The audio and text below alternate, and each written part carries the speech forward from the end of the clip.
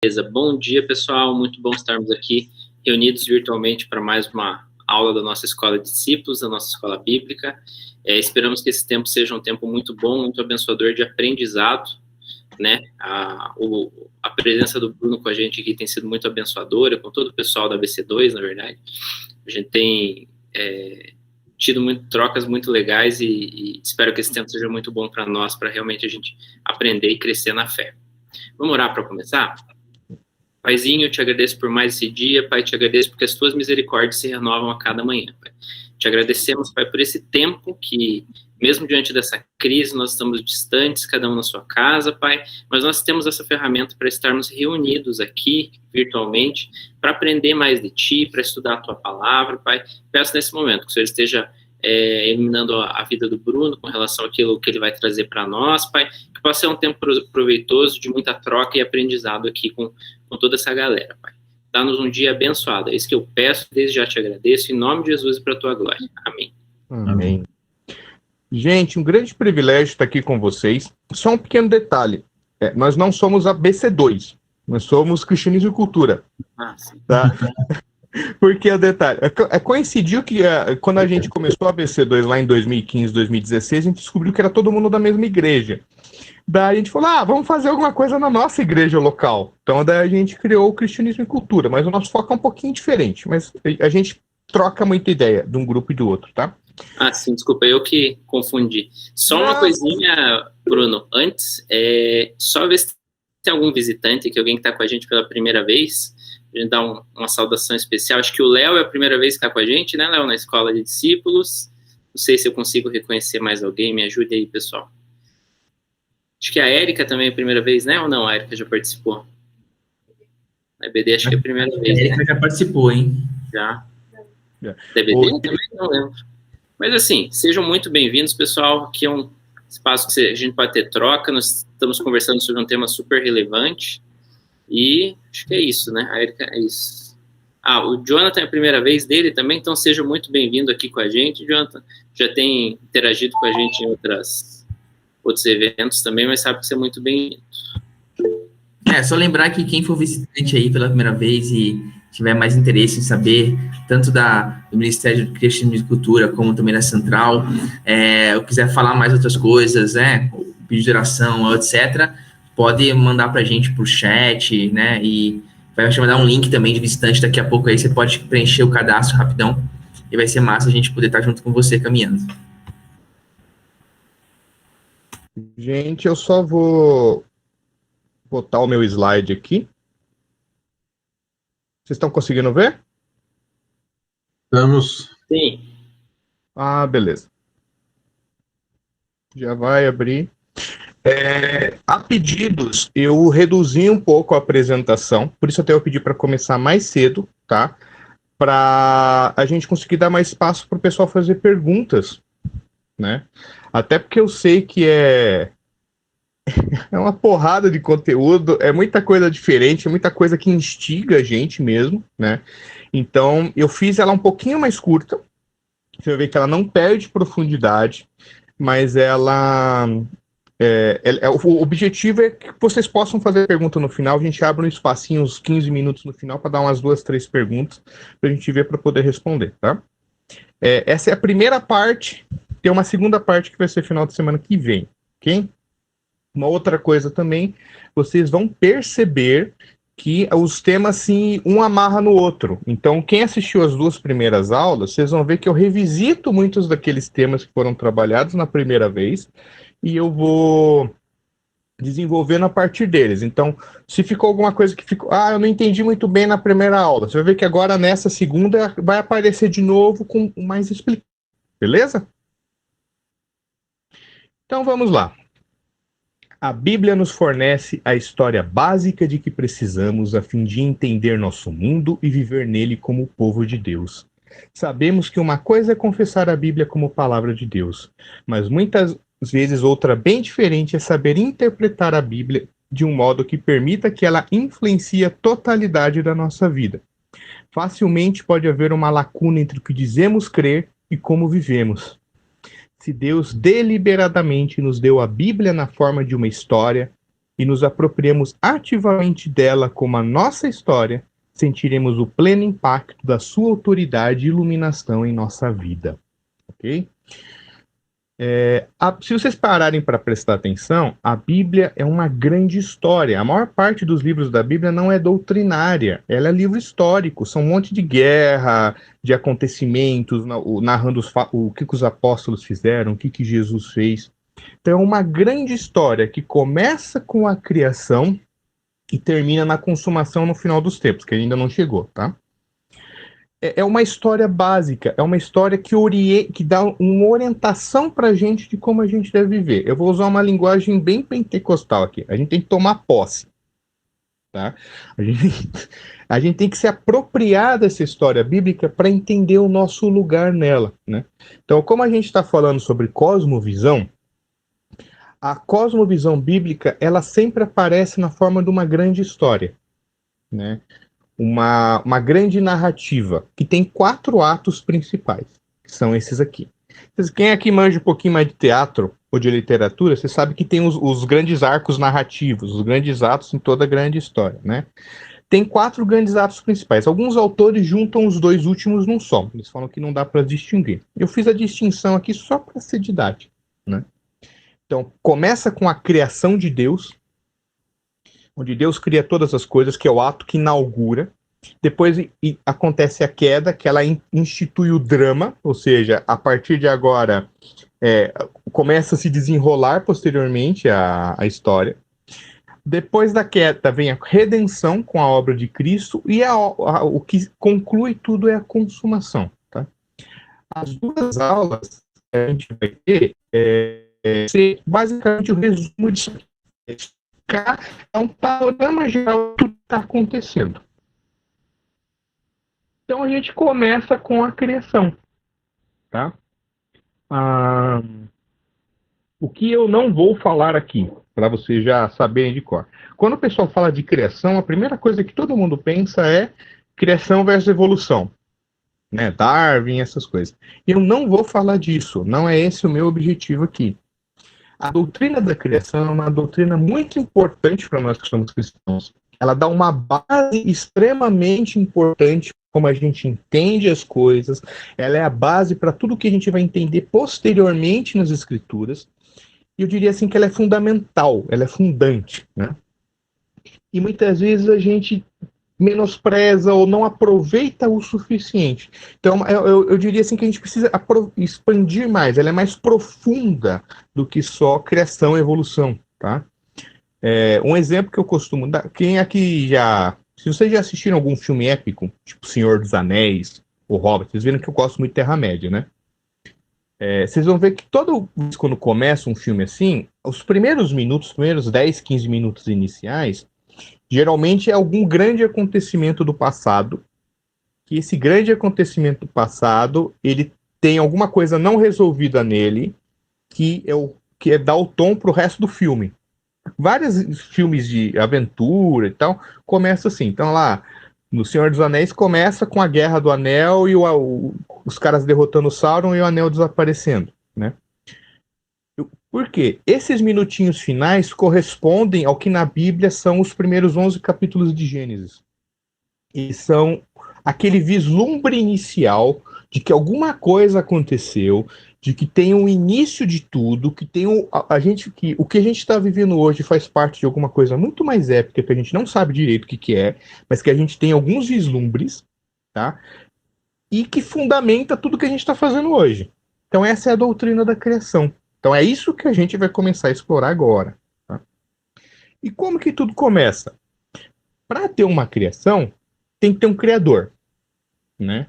Não sei se vocês repararam, mas a Bíblia não começa com a criação. E a Bíblia não começa comigo e com você.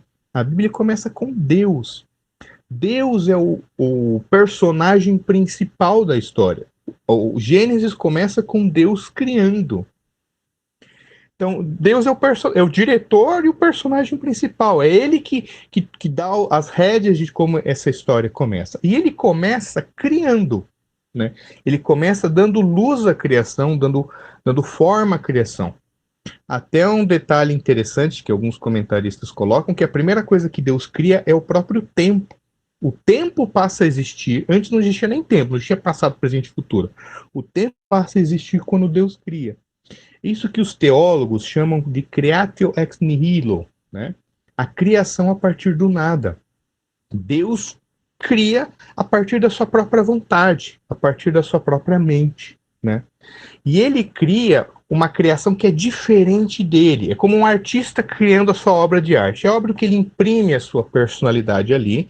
Se algum de vocês trabalha, por exemplo, com web design, ou tem algum hobby de pintura, você sabe que você imprime a sua personalidade na sua obra de arte. Então Deus imprime parte da sua personalidade ali, né? Mas a criação é dependente de Deus, né? A criação não é divina, a natureza não é divina. As forças da natureza não são celestiais ou coisas do tipo. Elas encontram sua dependência no Criador, tá? Uma outra coisa importante aqui, gente.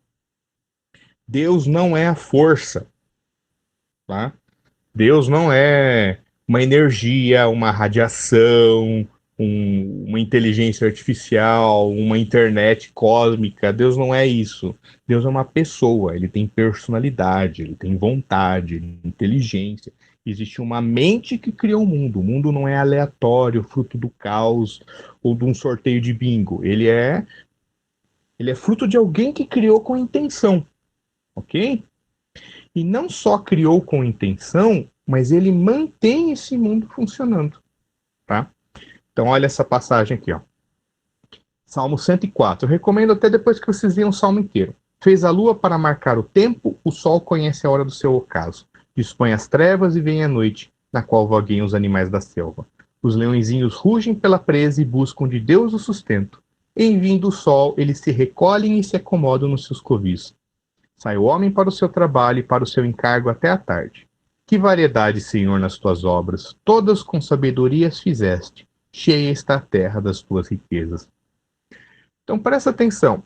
Ele está falando de 3 coisas principais que eu marquei ali. O tempo, os animais e o homem. Normalmente a gente chamaria o quê? As leis da natureza, os instintos dos animais e a cultura humana. E a gente entende essas coisas quase como se fossem autônomas, né? O animal funciona em piloto automático, com base em instinto. As leis da natureza são mecânicas, né? A cultura humana é o que a gente dá um pouquinho mais de liberdade. Mas olha como ele trabalha. Ele trabalha como se tudo isso fosse provisão de Deus. Como se tudo isso fosse a partir da mão de Deus, né? A Escritura nos passa a ideia de que o Criador é envolvido na sua criação. Ele participa, ele se envolve, ele cuida, né? Depois ele continua lá no texto. Todos esperam de ti que lhes dê de comer a seu tempo. Se lhes dás, eles o recolhem. Se abres a mão, eles se fartam de bens. Se ocultas o rosto, eles se perturbam. Se lhes corta a respiração, morrem e voltam ao seu pó. E envias o teu espírito, eles são criados. E assim renovas a face da terra. Então presta atenção nisso. É um Deus que é ativo na criação e na manutenção. Ele não só criou, mas ele sustenta tudo, né? Quando a gente fala, por exemplo, de milagres, milagre é sobrenatural para a gente que está envolvido no mundo natural. Para Deus não é. Porque é ele que está sustentando todas as coisas, é ele que faz tudo sobreviver. O que a gente entende como mecânico, para Deus é fruto da sua própria vontade. Ok? Então essa é a primeira coisa que a gente precisa entender. A criação não é fechada. Deus está envolvido nela, Deus está participando dela. Opa. Uma outra coisa, lembra que eu falei que Deus imprime parte da sua personalidade na criação? Ele é envolvido. E Deus, a gente tem alguns atributos para falar de Deus. E uma das coisas é que Deus é um juiz e um legislador, né? Isso quer dizer que Deus é um Deus de ordem. Deus é um Deus de organização, né? E Deus é um Deus que colocou isso na própria criação. Então, se você prestar atenção lá em Gênesis, quando Deus cria o mundo, diz que no princípio a terra era sem forma e vazia, né? Tem todo um estudo do hebraico para falar isso. Se você ler lá no Evangelho de João, vai dizer que no princípio eram as trevas, era o verbo, e a luz brilhou nas trevas e as trevas se dissiparam, né? Isso quer dizer Quer dizer que Deus é um Deus que pegou um mundo, criou o mundo, esse mundo era sem forma, e ele foi moldando. Vocês já fizeram, já devem ter feito, eu já fiz, aquele experimento de pegar uma caixinha de massinha colorida de modelar e amassar tudo numa só. Ficar cinza, né? Uma bola cinza horrível. Deus fez o oposto. Ele pegou uma bola cinza e foi separando as cores. Tá? Esse é o grande trabalho de Deus, que é o que está lá mais ou menos expresso nos dias da criação. Eu não vou entrar para explicar o que são esses dias, tal. Eu não vou entrar nessa temática. O que eu queria que vocês entendessem é o processo do que Deus fez. Deus separa coisas.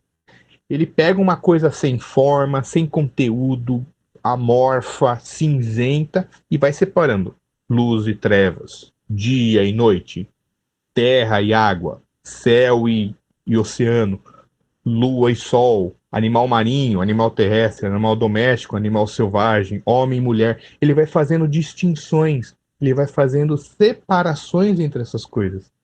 E ele não só separa, como ele confere identidade para tudo que ele cria. Então lembra que ele diz lá que ele criou cada ser segundo sua espécie, né? É como se ele... Isso, a gente entende normalmente, lê normalmente isso como se fossem as espécies animais, mas isso é um princípio bíblico mais amplo. Quando Deus cria a realidade, ele dá para cada área da realidade uma identidade própria, né? Uma pessoa que expressou isso muito bem foi esse cara aqui, o Abraham Kuyper. Presta atenção nessa frase. Toda vida criada necessariamente carrega em si uma lei para sua existência, instituída pelo próprio Deus. Existem, por conseguinte, diretrizes de Deus para o nosso corpo, para o sangue que percorre nossas artérias e veias e para os nossos pulmões como órgãos da respiração. E até mesmo existem diretrizes de Deus na lógica para regular nossos pensamentos, diretrizes de Deus para a nossa imaginação no âmbito da estética, e da mesma forma, também diretrizes estritas de Deus para toda a vida humana na esfera da moralidade. O que ele está falando? Tudo que Deus cria, como ele vai separando as coisas, vai separando as cores, separando a realidade em diferentes coisas, e vai dando uma identidade para cada uma delas, ele chama cada uma delas como se cada uma tivesse uma lei, uma identidade própria, uma coisa que eles são chamados para ser. O leão é chamado para ser leão, a árvore é chamada para ser árvore, a lua é chamada para ser lua, a galáxia é chamada para ser galáxia, né? Então, Deus, você vê como Deus é maravilhoso, ele diversifica essa criação, né? E toda a criação tem a sua lei própria. É o que Abraham Kuyper chamaria, talvez alguns já tenham ouvido falar essa expressão, esferas de soberania, né? Esse gráficozinho eu apresentei ele na primeira aula. Se algum de vocês estava presente, vocês vão lembrar. Jesus é o Senhor da criação. Mas prestem atenção que a criação, ela tem esferas diferentes da realidade. Tem família, tem economia, tem igreja, tem política, tem ciência e tantas outras. Aqui não é exaustivo, tem mais do que isso. Cada uma dessas tem uma identidade própria. Deus criou a família para ser família. Deus criou a igreja para ser igreja. Deus criou a ciência para ser ciência. Deus criou a economia para ser economia, né? Então elas são relativamente autônomas. E o que acontece? O que acontece algumas vezes, Jesus é Senhor sobre todas elas, amém? Mas às vezes uma delas corre o risco de perder sua identidade se ela se mistura demais com as outras. Então a igreja, por exemplo, ela é óbvio que a igreja, por exemplo, tem um aspecto econômico. A igreja paga a conta, tem funcionário, usa água, tem que fazer reforma. Mas a identidade da igreja não é econômica, senão a igreja não existe para ganhar dinheiro. Ok? Da mesma maneira, igreja política. É óbvio que a igreja tem algum envolvimento na política. Os cristãos sempre tiveram voz profética diante de líderes, denunciaram crimes, denunciaram pecados. Ao mesmo tempo, se a igreja se politiza demais, se ela fica muito militante politicamente, ela perde a sua identidade como igreja, né? Isso vale para todos os outros aspectos das esferas de soberania. Elas têm a sua identidade, elas têm a sua autonomia, mas todas elas estão sujeitas a Cristo. Amém? Uma outra forma de nós falarmos sobre isso é de estruturas da criação. Significa que quando Deus cria o mundo, ele faz o que Gênesis relata, que eu falei que é o trailer o vislumbre do futuro, é como se Deus estabelecesse. Quem aqui é tá na área de engenharia, você sabe que você pode estar aqui na China, ou na China, a estrutura de um prédio é a mesma, porque se não for aquele mesmo padrão de estrutura, o prédio cai. Né? Tem leis da física e da substância e dos materiais para você poder construir um edifício. Né? Então, as esferas de soberania, todas aquelas áreas da realidade, elas fazem parte dessas estruturas da criação. São todas criadas por Deus. Porém, apesar de serem todas criadas por Deus, elas se desenvolvem, elas se aprimoram. Então, por mais que prédios ou edifícios tenham a mesma estrutura, cada cultura, cada região, cada bairro, cada cidade vai ter o seu toque pessoal na hora de embelezar esse edifício. É o que nós chamamos de mandato cultural. O mandato cultural. Isso aqui é o resumo da aula do Paulo. A aula do Paulo da semana passada está resumida nesse slide. O mandato cultural é o que Deus deu para Adão e Eva de desenvolver os potenciais dessa criação. Deus criou a estrutura básica e deu para o homem o desafio do quê? Vai lá e dá uma continuidade nesse processo, tanto no cuidado com a natureza, quanto no desenvolvimento da cultura. Tanto que vocês prestarem atenção. Lembra que eu falei que Deus começa a obra dele fazendo distinções? Luz e trevas, dia e noite. Quando Deus chama o homem, qual é o primeiro trabalho que ele dá para ele? Dá nome aos animais, que também é um trabalho de distinção. Isso é mamífero, isso é réptil, isso é anfíbio, isso é ave, isso é marinho, isso é voador, isso é dinossauro. É um trabalho de distinção. Por isso que nós somos imagem e semelhança de Deus. Nós damos continuidade nesse processo. Né? Tanto que na Escritura, na Bíblia, não tem distinção entre natureza e cultura. Né? Eles são entendidos todos como criação. Para mais dúvidas, vocês podem procurar a aula desse rapaz bonito aqui, que foi o Paulo. Tá? Eu não, se não me engano, acho que ainda não foi disponibilizado, mas ela foi gravada. Então eu vou correr atrás para estar a aula disponível lá para vocês verem. Mas é uma aula inteira só para explicar esse processo, ok? Isso lembra esse outro querido. Quem assistiu a primeira aula lembra que eu falei disso aqui. Como cristãos, nós temos um desafio de fazer um diálogo com a cultura, ao mesmo tempo que nós temos uma antítese, uma crítica com tudo aquilo que é contrário à nossa fé. Né? Eu até dei alguns exemplos, até fui polêmico aqui de propósito. Tipo, um cristão, ele tem que ter uma certa capacidade de dialogar com diversos grupos, de Karl Marx a Carol Conká e o povo LGBT. Ao mesmo tempo, um cristão ele precisa estar bem convicto do que ele não pode aceitar dos diferentes grupos dos quais ele toma contato. Agora a gente introduz um outro elemento, que é as estruturas da criação. Quando, como cristãos, a gente dialoga, por exemplo, com a Carol Conká, a gente não dialoga com tudo com o que ela fala. A gente dialoga com os aspectos das estruturas da criação que a Carol Conká consegue perceber. Ok?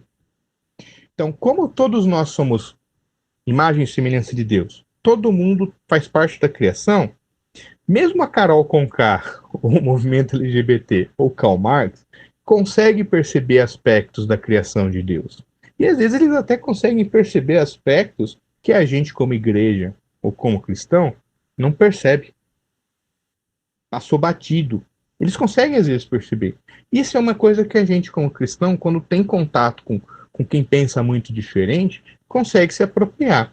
Ao mesmo tempo, a gente tem que tomar cuidado quando cada um deles fala, porventura, alguma coisa que não tem nada a ver com a estrutura da criação, que não tem nada a ver com o que Deus criou. Aí a gente tem que tomar cuidado, porque daí não é uma coisa que faz parte da ordem da criação. Tá? Então, por exemplo, quando o movimento LGBT traz algumas questões que negam a biologia, por exemplo, que negam a distinção, por exemplo, anatômica entre os sexos, isso aí não faz parte da estrutura da criação. Daí isso é uma coisa que a gente, como cristão, não pode engolir. Né? Foge demais do que Deus criou. Então, assim, é um criador, É um criador envolvido com a criação. É um criador que vocês viram que ele criou um mundo de uma maneira organizada e que possibilita diversidade. Mas tem uma outra coisa. Essa criação não é só organizada, ela é boa. Vocês já percebem que em Gênesis Deus vai criando e vai vendo que é bom? E viu que era bom, e viu que era bom, e viu que era bom? Isso não é acaso. A ideia que está contida aqui não é bom de bonzinho, de ai que fofinho. É bom no sentido, olha que legal. É tipo quando você vê um carro potente, fala, nossa, que carro bom. Ou quando você assistiu o filme, nossa, que filme bom. Bem produzido, bem feito, os atores atuaram bem. É isso, uma coisa de plena, uma coisa que funciona, uma coisa que está no seu máximo potencial. A criação é boa. Tudo que Deus cria é bom. E é tudo mesmo. Olha essa citação aqui que bonita. A criação é uma sinfonia em que encontramos uma variedade de criaturas, cada uma cantando os louvores do Criador de acordo com a natureza peculiar a cada uma. Um louvor diferente das criaturas de outro modelo. O leão deve servir ao Senhor como leão. O dente de leão como dente de leão. Portanto, uma sinfonia de vozes em que cada tipo de criatura executa sua função singular no contexto indispensável do todo. Então prestem atenção, Deus cria um mundo criando uma diversidade na sua criação. Essas são as estruturas da criação, as diferentes esferas de soberania. E Deus dá uma identidade para cada uma delas. E cada uma delas louva a Deus sendo o que é. O leão louva a Deus sendo leão. Se o leão tentar virar girafa, ele não louva mais a Deus. Tá? Se a girafa tentar virar leão, ele não louva mais a Deus. A igreja tem que ser igreja. Quando a igreja vira ONG, ela deixa de ser igreja. Quando uma igreja vira um clube, ele deixa de ser igreja, né? Então, as coisas têm a sua identidade, elas louvam a Deus sendo o que são. E elas são uma grande orquestra, cada um com seu instrumento, tocando um grande louvor a Deus. Pensa que magnífico isso. E daí a gente percebe o quanto isso é diferente da visão de mundo da nossa época. Então, por exemplo, esse slidezinho aqui. A gente vai ter uma aula só sobre isso aqui, tá? Mais para frente. Então eu vou só introduzir porque tem a ver com o tema, mas a gente vai desenvolver isso posteriormente em outra aula. Mas percebam como no mundo de hoje nós temos uma visão de mundo dualista. E isso aqui tem muito até dentro da própria igreja, viu? Ó.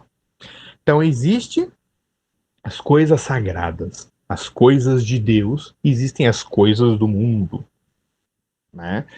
Então, uma coisa é espiritualidade, é falar de fé, é falar de doutrina, outra coisa é falar de ciência, né? Qual que é o problema? É que esse tipo de dualismo, de divisão entre as coisas do mundo e as coisas de Deus, não faz parte do panorama bíblico. Né? A Bíblia fala de uma criação que é diversa. Então todas as coisas são interligadas e todas as coisas são servas de Deus. Então, por exemplo, a sua fé. A gente separa fé e razão. Eu vim de um contexto de igreja que separava muito fé e razão. Né? Então, qual que é o grande problema disso? Gente, você não desliga o teu cérebro quando você se converte. Você não desliga teus neurônios quando você entra na igreja. A fé precisa da razão, né? A Bíblia diz que a gente precisa saber responder, dar uma resposta da nossa esperança. A gente confecciona doutrinas, o cristianismo foi doutrinário desde o início, então a fé precisa da razão. Cultura e natureza também não se separam. Quando, por exemplo, você vê o pessoal militante de gênero, eles fazem uma distinção entre papéis e identidades de gênero e biologia. Né? Isso é uma distinção que não faz sentido na Bíblia. A cultura não existe em contraposição à natureza. A cultura é um desenvolvimento da natureza. Né? Ou que para mim, que sou psicólogo, aparece muito. Uma oposição entre mente, ou alma e o corpo. Né? O corpo é inferior. Né? Eu lembro que eu tive um amigo que ele dizia que corpo e pecado eram a mesma coisa. Ele orava para Deus livrá-lo do corpo. Ele literalmente orava isso. Tá? Gente, isso não faz sentido dentro de um ponto de vista bíblico.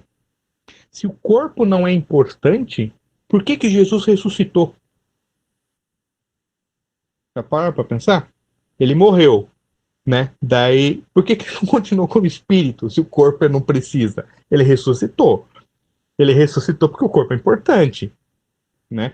E a esperança cristã, se você parar para pensar, é que no futuro a gente vai receber um novo corpo. Um corpo que não está mais maculado pelo pecado, mas é um novo corpo, né? Bruno? Ele é meio antifilosófico também, né? Porque se o corpo fosse ruim, via de regra, as pessoas em geral desejariam a morte, né? O tempo todo. Exatamente. Se estamos presos a algo ruim, né? Uma alma boa num corpo ruim, a gente desejaria essa separação, e não é verdade, né? Exatamente. Via de regra, as pessoas não andam por aí querendo morrer. Não, você não para de comer, né? Você não pode comer, exatamente. Você não para de comer, você não para de dormir, né? Mesmo se você pegar casos mais extremos, por exemplo, anorexia, que é aquela menina que para de comer porque ela quer ficar magra. Não é uma negação do corpo dela, é que ela tem um padrão de corpo que ela quer atingir, então ela para de comer para atingir aquilo, né? Exato. Outro exemplo que aparece muito, principalmente na universidade, ciências humanas e ciências exatas. Que essa distinção. Na Bíblia não faz sentido essa distinção entre ciências humanas e ciências exatas, porque existe a criação, e cada área do saber tem a sua identidade. O direito tem a sua identidade, a filosofia tem a sua, a teologia tem a sua, a engenharia tem a sua, a psicologia tem a sua. É tudo parte da criação. A tecnologia e a arte, as escolas e as empresas, a imaginação e a emoção, tudo isso dá a sua contribuição para a sinfonia da criação de Deus. Cada um deles é bom na medida que está em conformidade com o propósito da criação de Deus. E todos são muito bons, na medida em que juntos servem a Ele em harmonia. Ok? Isso tem muito a ver com o que a gente chama de vocação, né? Eu vou falar uma fala talvez ousada para alguns ouvidos. Não existem vocações mais espirituais do que outras. Né? Eu tive um amigo que durante muitos anos, mais de 10 anos, ele vivia em crise de identidade. Ele trabalhava com design gráfico, ele era excepcional. Ele foi contratado pela empresa para ir para a Europa. Mas ele vivia uma profunda crise de identidade. Que apesar de ser um excelente designer, ele achava que ele não era um bom cristão, porque se ele fosse um bom cristão, ele seria missionário. Né? Então, existe ainda muito dessa mentalidade. Né? Tipo, ser cristão de verdade é ser um missionário que vai lá para o Oriente Médio ser perseguido. Ser um cristão de verdade é ser pastor em tempo integral numa igreja. Né? Gente, isso não é verdade. Todo mundo é chamado para evangelizar, e todo mundo pode participar de uma missão transcultural, fazer um tempo de serviço missionário. Mas existem diferenças de vocação. A questão não é evangelizar, existem diferenças de chamado. O pastor é chamado para cuidar de uma igreja. O advogado é chamado para cuidar de leis. O cientista é para fazer pesquisa. Um não é mais espiritual que o outro. Um não é mais mundano do que o outro. Pega um exemplo, uma profissão ordinária, comum, por exemplo, contador. Se todos os contadores do país entrassem em greve nesse exato momento, a gente ia quebrar as pernas, né? Então, as vocações são os diferentes chamados de Deus. E cada um glorifica Deus naquilo que foi chamado para fazer. Né? A gente precisa de tudo, e tudo isso são formas, é multiforme graça de Deus, são formas diferentes da gente poder dar louvor ao Senhor. Né? E o desafio que a gente tem, na verdade, é descobrir como a gente pode servir a Deus melhor na minha vocação. Se eu sou um design gráfico, como eu vou fazer isso para a glória de Deus? Né? Eu sou um psicólogo, como ser um psicólogo para a glória de Deus? Né? Você rompe um pouco aquela divisão que diz que a minha função como profissional cristão é evangelizar todo mundo na minha empresa. Não é só evangelizar, é você conseguir que o seu trabalho seja um trabalho excelente e que reflita a glória de Deus na criação, naquilo que você está fazendo. É mais profundo. E minha opinião, pessoal, é muito mais bonito, né?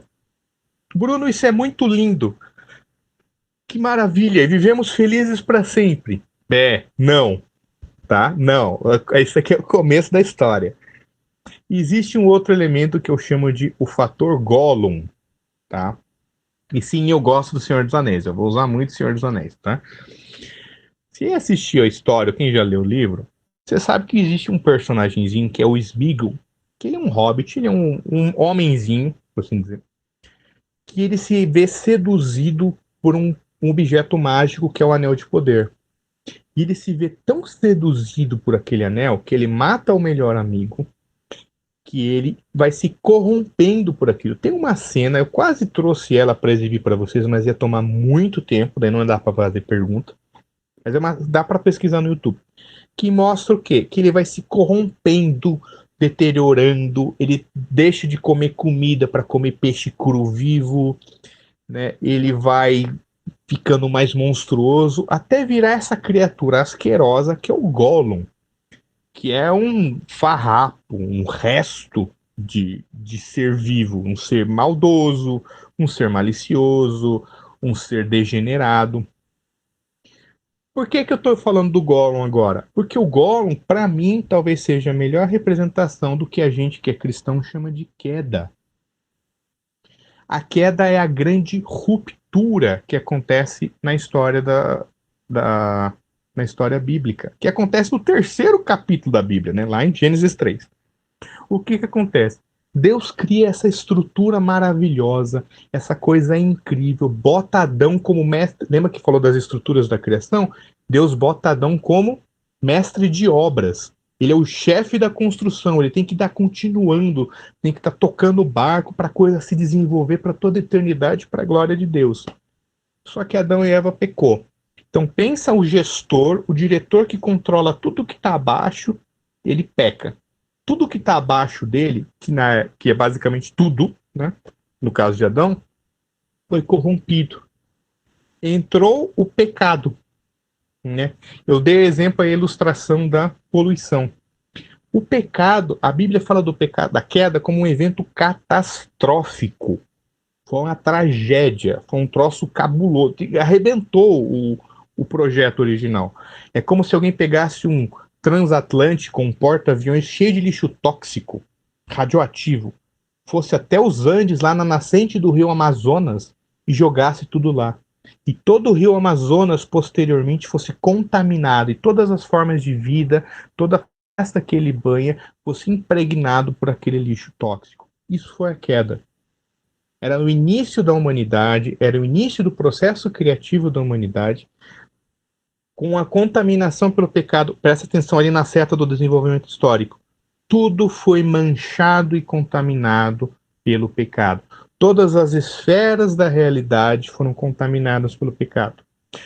Abre parênteses, o pecado não mexe na estrutura da criação. O sol ainda é sol, a lua ainda é lua, a terra ainda gira ao redor do sol, os animais ainda existem, todos nós aqui temos... Nossa biologia continua funcionando, a cultura continua funcionando, porém, se Deus deu a estrutura original, o que foi construído em cima dessa estrutura foi tudo podre. É argamassa ruim, é cimento ruim, a decoração é ruim, até chegar ao ponto de interferir na própria ordem da criação, começar a ruir essa ruptura. Em outras palavras, com a queda, a gente está cada vez mais virando um Gollum. Tá? A queda faz isso conosco. Ela nos faz caminhar cada vez mais num processo de deterioração para virar essa coisa horrível que é o Gollum. É como uma maldição, né? Maldita é a terra por tua causa. Presta atenção nessa passagem de Romanos que muitas vezes passa batida para muita gente. Pois a criação está sujeita à vaidade, não voluntariamente, mas por causa daquele que a sujeitou, na esperança de que a própria criação será redimida do cativeiro da corrupção, para a liberdade da glória dos filhos de Deus. Porque sabemos que toda a criação a um só tempo geme e suporta angústias até agora. E não somente ela, mas também nós que temos as premissas do Espírito, igualmente gememos em nosso íntimo, aguardando a adoção de filhos, a redenção do nosso corpo. Né? E agora, Bruno, como é que sai desse barco? Aí é semana que vem, tá? Da semana que vem eu explico como é que a gente resolve esse problema. Fica para os próximos capítulos.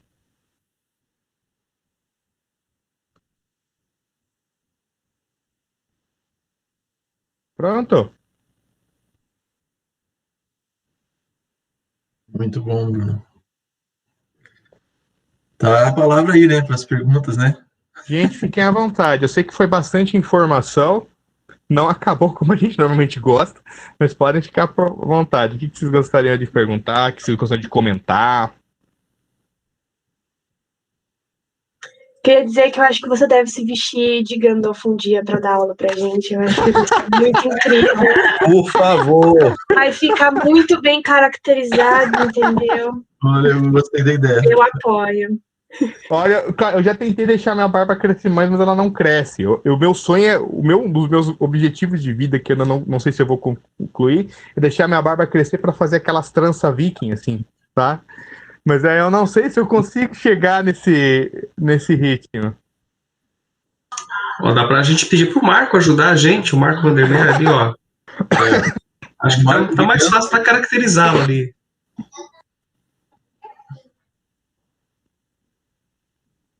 Olha aí, tem uma pergunta do Daniel. Daniel fez uma pergunta boa ali. No mundo que celebra a diversidade, qual é a diversidade que nós devemos respeitar? Cara, essa pergunta é muito boa. Se a Bíblia fala de uma certa diversidade na criação, tá? Uma diversidade cultural, uma diversidade de espécies, né? Uma diversidade de esferas da realidade. O que a Bíblia fala é que essa diversidade reflete a estrutura original que Deus criou, né? Então, por exemplo, quando você lê lá em Apocalipse, tem a multidão diante do trono, adorando, uma multidão de várias raças, povos, tribos e línguas. Então tem uma série de diversidade ali que Deus valoriza. Cultural, linguístico. Então, eu sempre imagino essa cena. Pensa um indiano com um turbante, tá? Com aquelas roupas brancas de indiano. Um índio botocudo com aquele negócio na bochecha. Daí do outro lado um cara hipster. Daí do outro lado um cara da África. Tipo, pensa nessa diversidade cultural. Isso reflete a glória de Deus de alguma forma. Diferentes línguas e tal. O que acontece hoje é que agora vai voltar para o slide vai ser ruim. Lembra que eu falei que quando a gente dialoga, a gente precisa cuidar que a afirmação do outro não seja contrária às ordens da criação?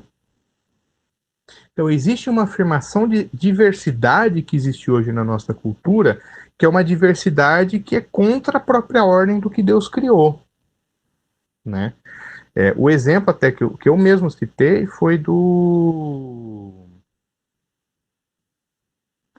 próprio movimento de identidade de gênero que existe por aí, né? Eu sei porque eu participei de algumas conversas, mas onde o pessoal faz uma distinção entre biologia e gênero. Essa distinção por si só ela não é um problema, tá? Uma coisa, por exemplo, dizer que homem e mulher são fisicamente diferentes. Beleza, isso faz parte da criação de Deus. Outra é de você dizer que homem e mulher têm papéis na sociedade que são diferentes. Beleza. Entre uma sociedade e outra tem um ou outro papel, outra cultura que difere, né? Agora, o grande problema é você dizer que o gênero é o que existe e a biologia não é importante. A biologia não existe. Negar a biologia. Aí você tem um problema. Aí você tem um problema porque você está afirmando uma certa diversidade que nega a estrutura da criação, né? Que vai além da própria diversidade da criação que Deus fez. O exemplo mais famoso é a questão de gênero, mas a gente pode pensar isso para outras áreas, por exemplo, tecnologia. Já viu como muitas vezes em pesquisa científica a gente quer superar a própria realidade? Isso aparece até em filme. Assistiram um filme chamado Transcendência? Alguém aqui já viu? Com o Johnny Depp? O filme é bem bizarro. O Johnny Depp é um cientista, ele transfere o cérebro dele para um computador. E quando ele transfere o cérebro dele para o computador, o filme é bizarro.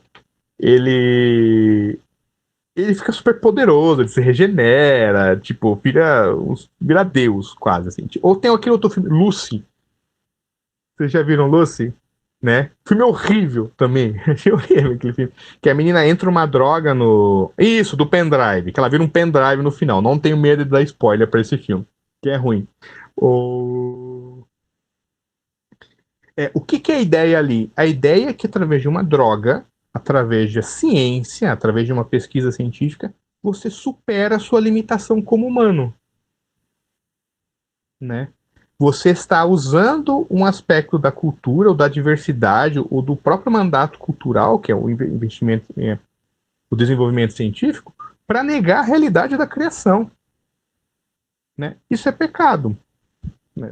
Em outras maneiras. Você está querendo superar a sua identidade como humano. Né? Só por curiosidade, existe até movimento transhumanista que chama, tá?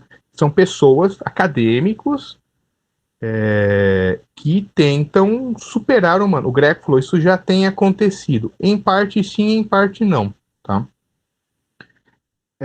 O que acaba acontecendo é que quando a gente tenta superar elementos da estrutura básica da criação, a gente cria consequências que a gente não consegue controlar. O exemplo mais famoso é a ecologia, energia nuclear. A gente consegue explorar a criação, a natureza, por exemplo. Cria uma represa para produzir energia elétrica. Só que daí a gente gera um monte de outras coisas, tipo, interfere no ecossistema, afeta outras espécies, entendeu? Então, assim, quando a gente perde muito a noção do foco, a gente ultrapassa o limite do que a gente pode explorar ou desenvolver na criação. Ficou claro ou falei ficou confuso? Acho que ficou bom, cara.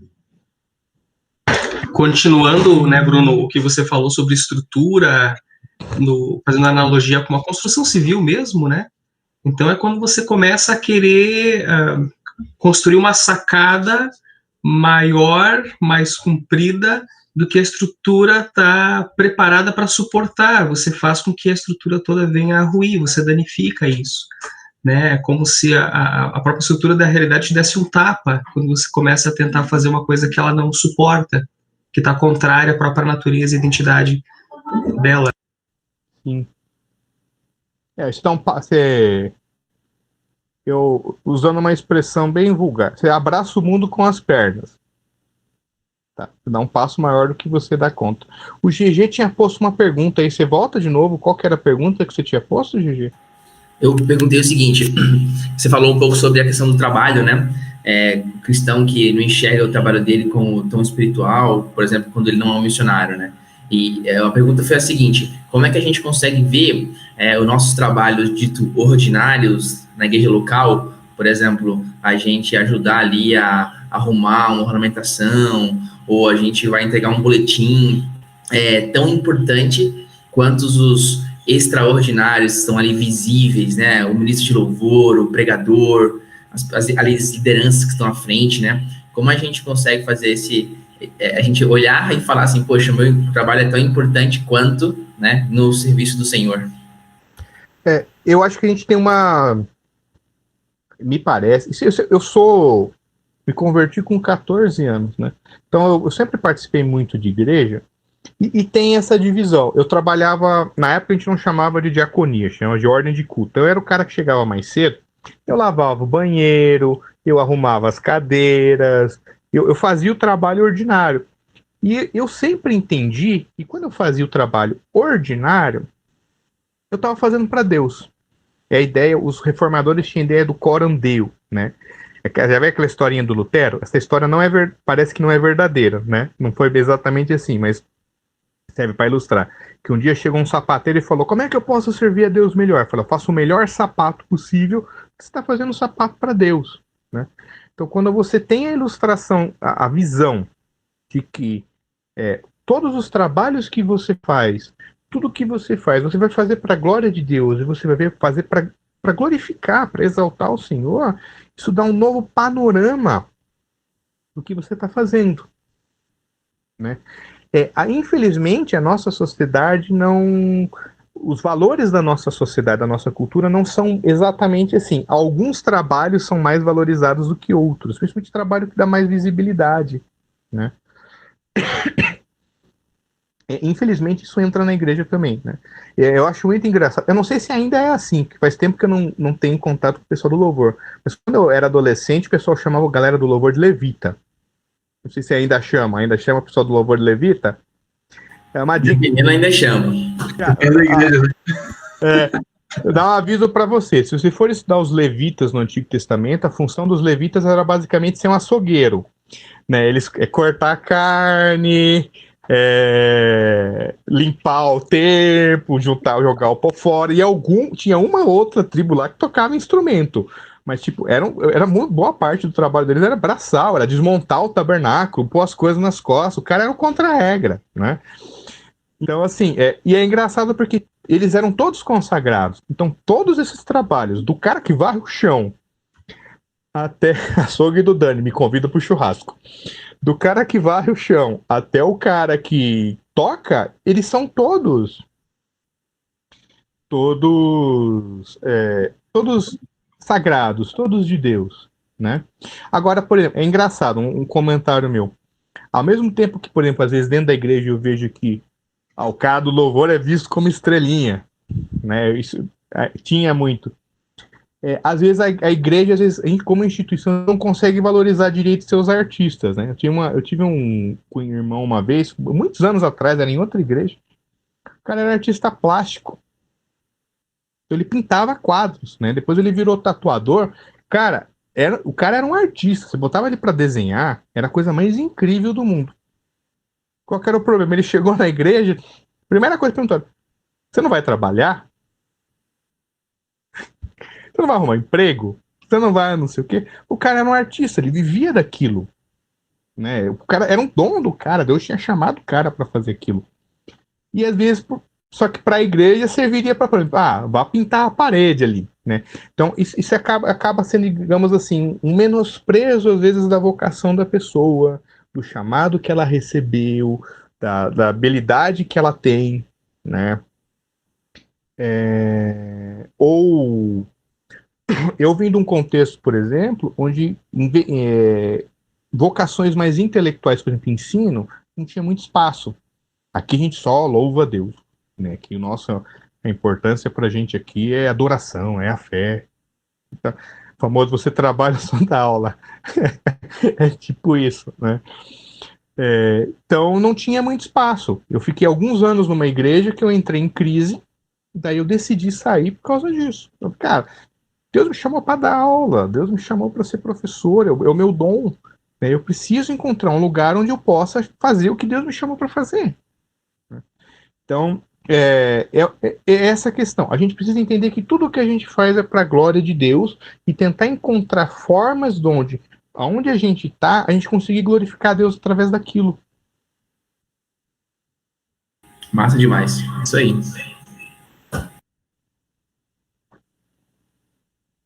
Agora, voltando até a questão da arte.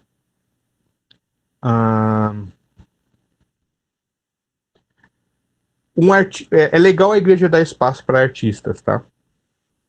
Por outro lado, às vezes o artista tem que cuidar, isso vale para todas as áreas, estou usando o exemplo do artista, para não usar que nem o exemplo do próprio Oscar.